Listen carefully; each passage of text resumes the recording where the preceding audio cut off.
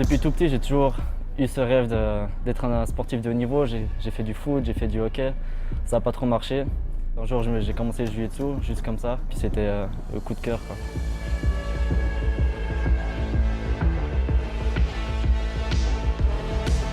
Ans après des débuts en jiu-jitsu, Yannick Krenbuhl voit les choses en grand. Le volleyeur aux origines brésiliennes s'entraîne sans relâche pour devenir champion de MMA, un sport ultime de combat. J'ai vite compris qu'ici en Suisse, on est encore très en retard au niveau du jiu-jitsu et du MMA. Du coup, je suis parti à l'étranger à la fin de mon apprentissage. J'ai passé 2 ans à Londres, à m'entraîner à Londres. Ce qui me plaît vraiment, c'est l'éducation martiale que ça te donne, la discipline, à l'entraînement et en dehors, dans la vie de tous les jours, que ça peut t'apporter. Et c'est quelque chose qui m'a vraiment aidé durant ces dernières années. Pour lancer sa carrière et financer ses entraînements, le combattant donne des cours privés. Depuis peu, une jeune structure de management sportif l'aide dans ses démarches.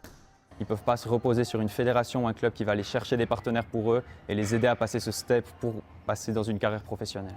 Ça reste une étape clé où on sait qu'on passe d'une étape d'amateur où on veut vraiment professionnaliser son sport, mais aussi au niveau administratif, au niveau de la publicité, au niveau du sponsoring.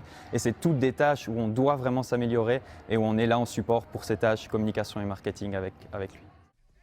Yannick mise aussi sur I Believe in You, une plateforme de crowdfunding dédiée au sport pour financer son aventure.